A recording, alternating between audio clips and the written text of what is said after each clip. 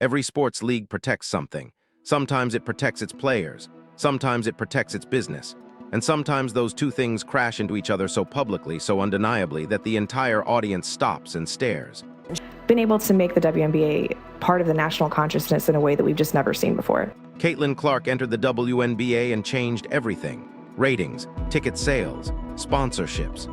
The entire national conversation around women's basketball shifted the moment she stepped onto a professional court. She became the most watched, most marketed, most commercially valuable player in the history of the league. She also became the most physically targeted. For 2 full seasons, the documented pattern of physical targeting went essentially unanswered by the league office. Then Caitlin Clark picked up 3 fouls in the opening weeks of 2026, and the official warning arrived at Indiana's facility almost immediately. So here is the question the data forces you to ask.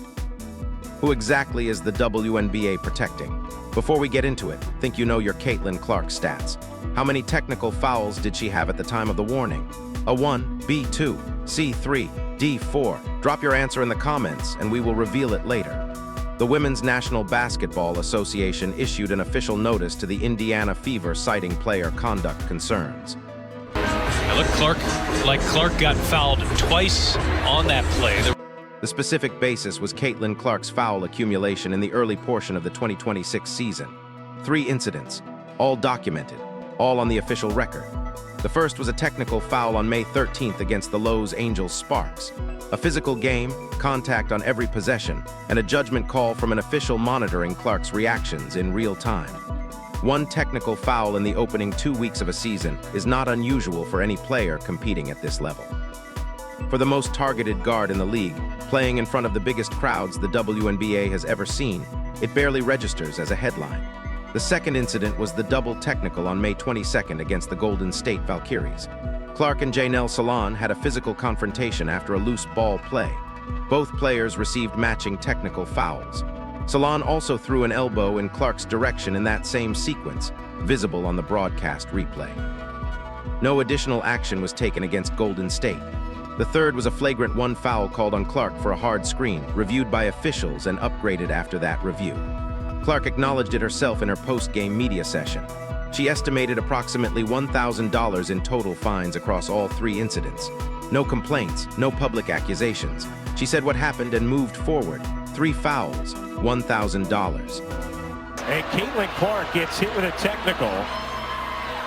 And the league's response was a formal warning to the franchise. That warning did not arrive in a vacuum. It came at the end of 2 full seasons of something the data had been screaming about long before May 2026. Across the 2024 and 2025 seasons, Clark was the most fouled guard in the WNBA relative to her usage rate. She drew contact at an extraordinary frequency and received fewer foul calls per contact than any comparable guard in the league. Teams had identified something early. Physical disruption of Clark was effective, and crucially, the official response showed it was safe. The strategy was not hidden. Grab her wrists at the catch, body her off screens, send hard contact into her drives, run it every possession because the film showed it worked and the consequences were exactly 0. The most documented individual incident came when a landing zone violation left Clark unable to complete her shooting motion safely. It was captured on camera. Analysts discussed it. It was replayed across every major sports platform.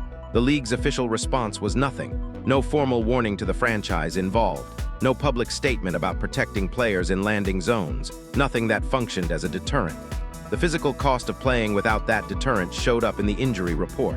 31 missed games in a single season. 4 soft tissue injuries. Kynes Allen back here for Clark. She will launch, draws the foul, and will shoot 3 free throws. A body absorbing the accumulated damage of 2 years of targeted physical play with no institutional pushback from the league office. 2 years. 0 warnings in that direction. May 22nd against the Golden State Valkyries is the night that triggered everything, and it deserves the closest examination of any game in this entire story. Clark and Janelle Salon had a physical confrontation after a loose ball play in the final seconds of the second quarter. The confrontation escalated verbally. Both players received technical fouls. That matching response was the entire official action taken in the moment. But Salon had also thrown an elbow toward Clark's face in that same sequence, an elbow that nearly landed and was clearly visible on the broadcast replay. The elbow generated a matching technical, nothing further. Tiffany Hayes spent 40 minutes grabbing Clark's wrists at the catch, bumping her off screens, and turning every single possession into a physical contest that officials allowed to pass without a whistle. The broadcast documented it possession by possession. When the final buzzer sounded, Clark walked off the floor with visible scratches running across both arms. Sophie Cunningham went live on social media after the game specifically to photograph the marks on her own face from the same contest. Now consider the comparison clearly. Clark's flagrant one was a hard screen, a stationary offensive action reviewed and upgraded. Salon's elbow was an overhead swing toward the head of the league's most visible player in the final seconds of a half. Both received equivalent official treatment in the moment. The league's post-game communication went to Indiana. Before examining what that pattern means, it is worth being precise about what these fouls actually are, because technical fouls and flagrant fouls are not the same thing, and the difference matters enormously when evaluating what the league's warning is actually built on. A technical foul is issued for unsportsmanlike conduct. Language, a gesture, a reaction that crosses a threshold an official determines in real time. By definition, it is a subjective call. Two officials watching the same exchange can reach completely different conclusions. Technical fouls are the most judgment-dependent calls in basketball, reactions to the human responses that build when physical and competitive pressure reaches a certain point. A flagrant one foul is a different category entirely. It is defined as unnecessary contact, more than what is required to make a play on the ball. Clark's flagrant one was called on a hard screen, a stationary offensive action. It was reviewed and upgraded. That upgrade tells you officials looked at it again and determined the contact exceeded what was needed. It was not a swinging elbow. It was not a forearm to the face. It was a screen deemed too hard after review. Now place those categories alongside what Clark absorbed in the same game. The wrist grabs, the screen bumps, the Salon elbow toward her head resulting in a matching technical, the same severity as Clark's emotional reaction to being elbowed in the face. The accumulation of 3 fouls triggered a league-level response. The elbow did not. Here is what that pattern actually tells you when you follow the money behind it. Caitlin Clark is the most commercially important figure in the history of the Women's National Basketball Association. That is not opinion. Television ratings transformed the network conversation around women's basketball the moment she entered the league. Arena attendance forced venues to expand capacity and add dates. Sponsorship deals materialized that would not have existed without her presence. The economic footprint she created has no comparison in the organization's history. Because of that commercial reality, the league needs Clark to be a specific kind of story. Not just any story, a specific one. The transcendent superstar gracefully elevating the competition. The generational talent with crossover appeal that sells broadcast packages and jersey deals and arena sponsorships. That story is clean. That story is marketable. The version of Clark who collects flagrant fouls and picks up technical fouls in physical games is harder to package. That version creates questions the league's marketing department does not want asked at sponsor presentations. There is also the broadcast partner dimension. Network deals were built around the growth story the league was projecting, a story with Clark at its center. A Clark with a suspension or a complicated conduct record is a different commercial proposition than the one those agreements were structured around. The league's interest in keeping her conduct record clean is not purely about sportsmanship. It is about protecting the revenue relationships the entire commercial expansion is built on. The WNBA spent 2 years marketing Caitlin Clark to a mainstream audience that had never previously followed women's basketball. That audience came in expecting a sport. What they found was something more complicated, an institutional dynamic where the league's most marketed player was simultaneously its most physically targeted, and where the official response to 2 years of that targeting was essentially silence. Then the first formal communication of any kind went to Clark's franchise rather than to the teams that had been running physical targeting strategies since 2024. That audience noticed, and they are not naive. Casual fans do not need an analytics background to identify this pattern. They watched the Golden State game. They saw the scratches on Clark's arms. They saw Cunningham's social media post. They watched the Salon elbow on replay. And then they saw the direction the league's warning traveled. You do not need advanced basketball knowledge to recognize when the communication is going the wrong way. Reports and commentary across sports media have framed this situation as a league prioritizing narrative management over player protection, with analysts and fans broadly speculating that the warning functions more as image control than genuine conduct enforcement. That framing remains unverified opinion, but it is the opinion of an audience the WNBA desperately needs to keep. The league's image problem is not that Clark picked up 3 fouls. The image problem is that the pattern has been visible long enough for everyone watching to draw their own conclusions. Setting aside the league politics, the practical impact of the warning on Indiana's season is impossible to ignore. Under the WNBA's disciplinary structure, technical foul accumulation leads to automatic suspensions. Every foul Clark picks up now carries real consequences, and opponents do not need to play dirty to exploit that pressure. They simply need to make every possession emotionally charged and let the threshold do the work.